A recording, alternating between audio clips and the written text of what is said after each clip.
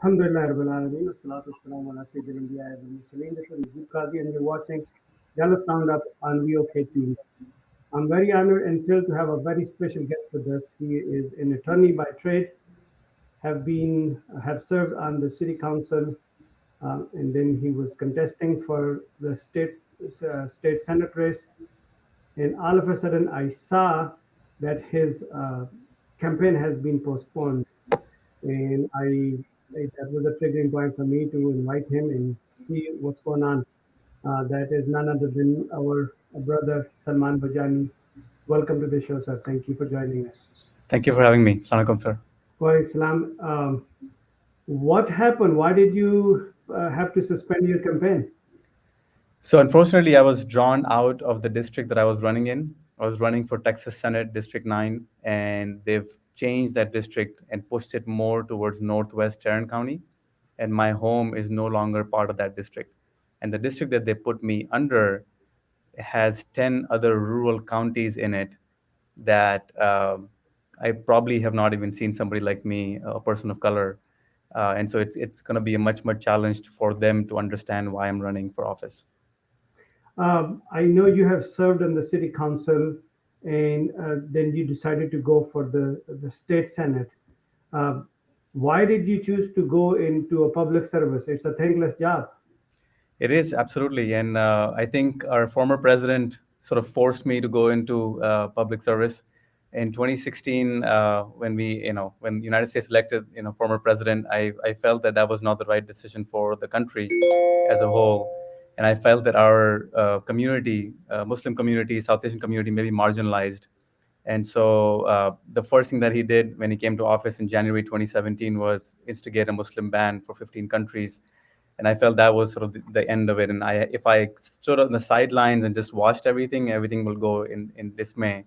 And so I had two options, right? Just get my name, put my name on the ballot or run for something, or be really active in the community and let people know what's happening. And so I thought, people pay more attention to elected officials. So it's important to have our voices heard and having a seat at the table. And I still live in Euless, city of Euless since last 12 years. And so I felt that was a good place for me to graduate my services on city council. I was on the park board for the last, I would say, maybe 4 years at that time. And so that made me go to the next step and go run for city council. So, how was your experience at the city council? Had a great time. It was really it's an honor to serve the city and our community as well, and made a lot of differences in the community. I was not just a city council member that attended the two meetings a month. I was more for doing more than that, going out and about in the community, going out with police and the fire and talking to different communities that are represented in the Euless. There's a third largest Tongan community outside Tonga, which is a Pacific island, lives in Euless. And so we have a good relationship with them. We do a quarterly meeting. I started the Nepalese community meeting. We have a big Nepalese community in Euless. Started that on a quarterly basis, and other Muslim communities as well. And I think that was very fruitful because we really heard from them, and that brought them out to vote as well in the election. And Shukra, we have actually a Nepalese city council member now because of that partnership that we did with the city. So, as I stated in the beginning, that it's a pretty much thankless job, but we have seen our, especially South Asian communities, who have excelled in every department in the U.S., whether it be medical, doctors, engineers, business entrepreneurs, lawyers. But this was one area where people were not focusing on, and I think you're one of those pioneers who basically set the stage for the communities to step up to the plate.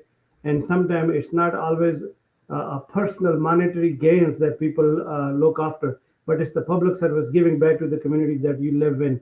And I think that was a very monumental on your part, and you have basically paved the way forward for the other people to join.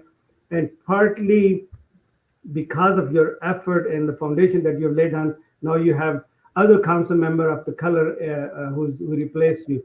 Yes. But I was always intrigued to ask you this question, that you you have won the election and you're part of the city council, generally people tend to give a few more terms and stabilize themselves before they move on to the Senate. But on the very first term, when it was up and you decided to jump for state, what was the if I were to ask you, I'm sure there are many reasons, but what was the triggering point? Hey, I think it's more time for me to go for state Senate. Sure. So that's a great question because last 3 years when I was on city council, I saw that our state representatives were always at war with city council members or cities and municipalities. It's a state versus local cities, and they're always trying to push their laws on us, right? Just like how they think that the federal government is pushing the laws on state and they want more sovereignty. Cities generally, the Texas state constitution is based on the fact that all cities have the most power, right? Because we're local, we can really be agile, we can be flexible, we can adapt to what our constituents' needs are. The state over the past few years have always tried to gain more and more power and try to carve out more powers for themselves and reduce our power.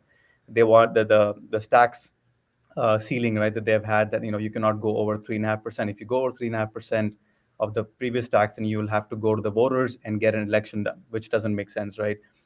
With the cities that are expanding like Euless, we have so many more things coming in Euless. We need a fire, we need police, we need so many more resources. How can we do less with that, right? So that there's been a struggle constantly for that. The revenues have been declining as well because the state passed, and Kelly Hancock actually passed a law that if the city has two utility easements that it's getting revenue from every month, they can only get one of the two revenues, right? So that cut our budget even more. The court fees are cut even more. So I just see general push from that state. So I felt I need to sort of be the voice for all cities in Texas to stop that from happening. And so Kelly Hancock was a sponsor of a lot of those bills, and it made sense, for me to fight for the community at a higher level and really get them what we deserve. Diving into this remapping of the for the state senate, obviously our state is controlled by Republican, and was it done by design or was it just part of the routine that they just had to do it? I think any again, history has shown us that any party that's in control of the state legislature draws maps to Mhm. have them stay in power longer, right? And so that's what's the unfortunate part of it is this time it's Republicans, and they want to stay in power longer, so they've drawn maps that make them stay in power for a lot more time. And the way they do that is they know the minorities and people of color will vote mostly Republican, no, mostly Democrat, right? Hmm. And so what they've done is they've cracked all those into smaller pieces so that way we don't have a big voice. For example, let's say there is a district that had 20% of Asian American population or minorities or let's and what they did is they drew them into four different districts or five different districts so that way their vote can be only 5 or 4% as opposed to 20%, right? So they don't have any meaningful say in who gets elected. So we usually say that people elected officials. In this case, elected officials pick what people they will vote for, right? So that way, if they pick more Republicans in their district, most likely they will be able to win again for next several elections, right? Because their goal is to stay in power next 10 years.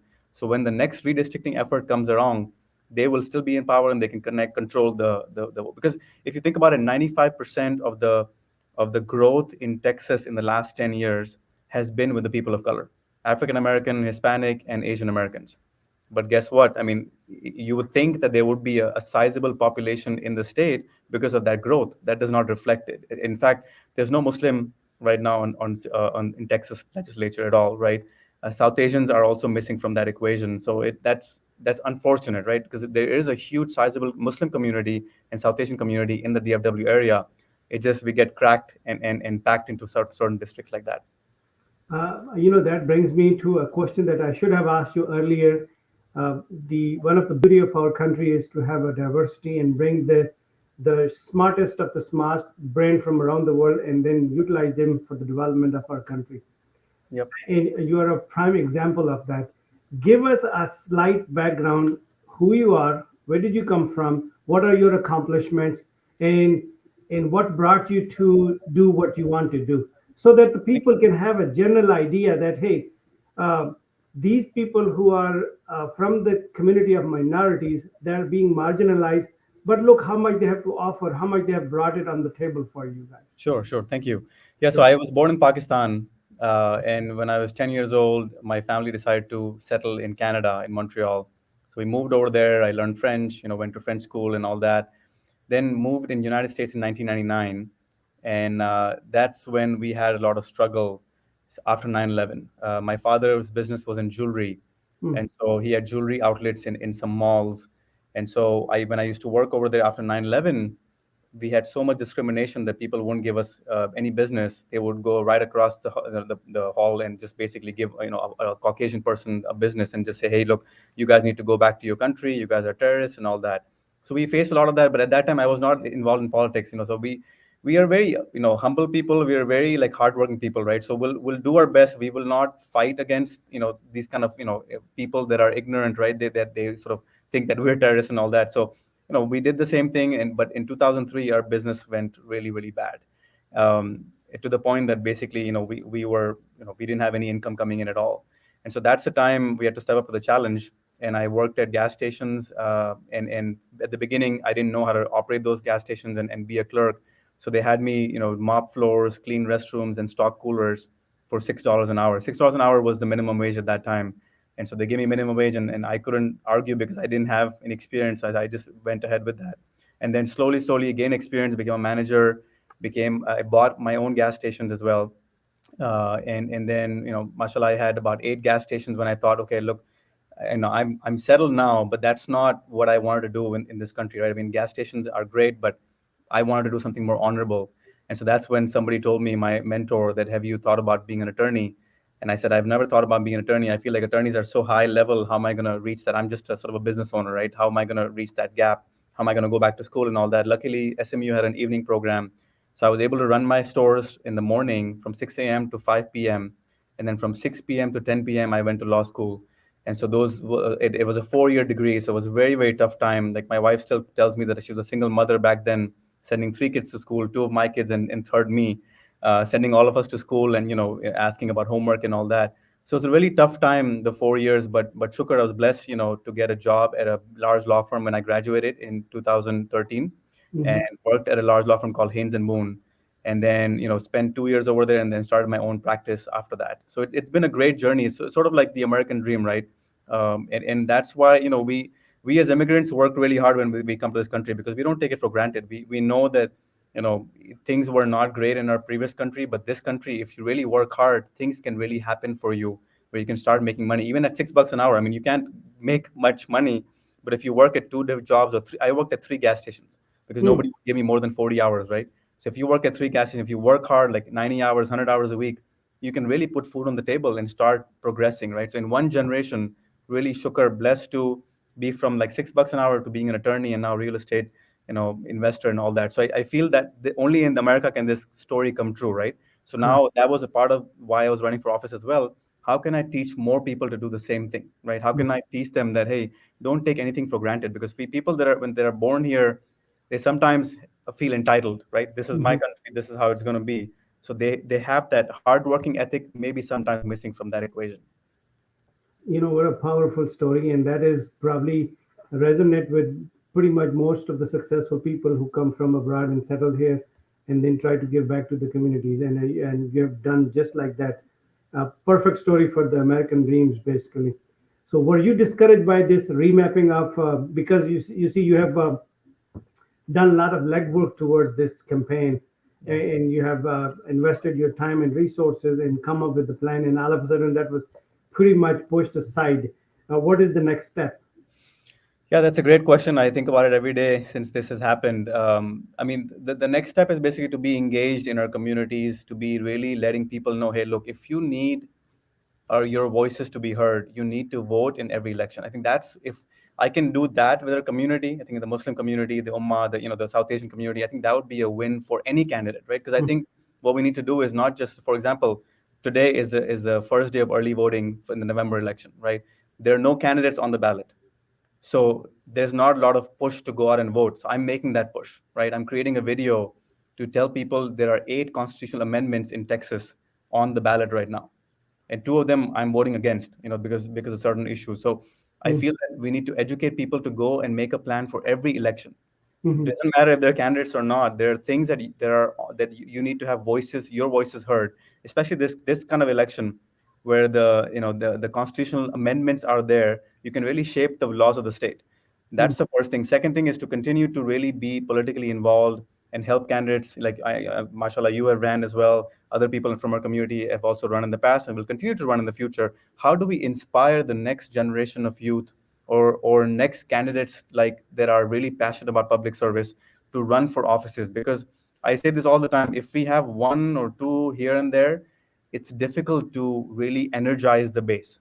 But if we have, inshallah, 15, 20, 30, 40 candidates running nationwide that are Muslim or Mm-hmm. South Asian, I think we can really get people out to vote, and we can really show that, look, what kind of contribution.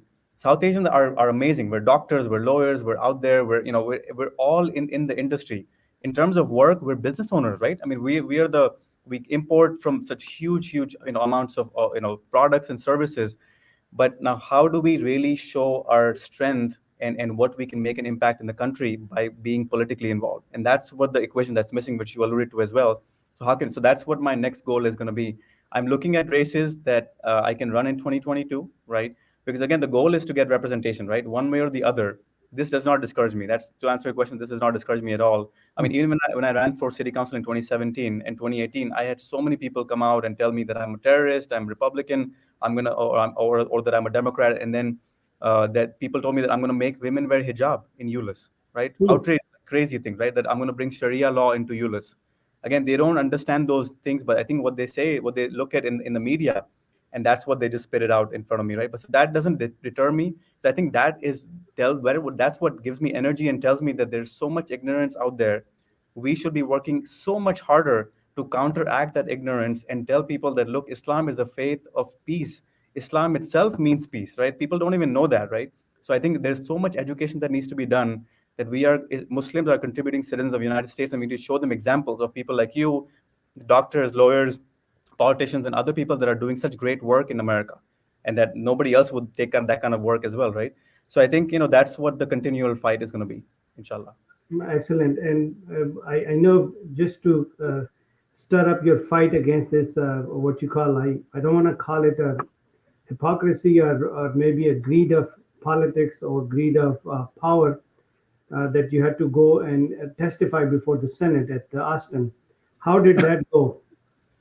Yeah, so it's interesting. 6 months ago, I testified in Austin in the Hmm. Senate floor, and I said, look, my city of Euless is broken up into 2 different Senate districts. So it's very difficult to coordinate with 2 different senators. If I had one senator that I would coordinate with for my city, it'd be so much more easier. It's not a waste of 2 senators to talk to me about one city. It's a 60,000 people city. Like it's not like a huge city like Dallas or Fort Worth. So why not just make entire city of Euless into one district? Because districts are huge. I'm sure 20 cities come under one district. That's Hmm. what Senate District 9 was before, right? Hmm. And so they didn't listen to me at all. This time they divided the city of Euless in 3 different districts. So basically they completely ignored that. So I went to testify again 2 weeks ago, and I said, why did you not listen to me at all? Like, and the issue is there's no transparency in how they're drawing the maps. Hmm. They're not telling us, okay, this is what the basis was for doing it. Hmm. Obviously, it may seem logical that the basis is for them to stay in power, but at least try to keep the cities together so that we can have certain number of the resources that can be applied to one city is much more easier than having it distributed. So now it's because what happens is Euless has become a minority majority city in the last 10 years.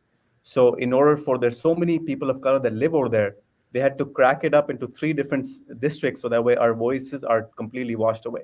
So I think, I mean, our job is to continue sort of fighting and testifying in the Senate floor. But what that does is gives when the lawsuit will be filed, and that there will be lawsuits will be filed, Hmm. right? They have some testimony, they have evidence to say, hey, look, Salman came in and told you about this, you didn't listen to him at all, right? Now you can go back and say, oh, you did not know about it. You knew about it, he told you about it. What happens is when you have districts with a lot of people of color, you Hmm. have one of them that gets elected, and that can be their representative, right? And that's Hmm. what they're trying to avoid from the state right now.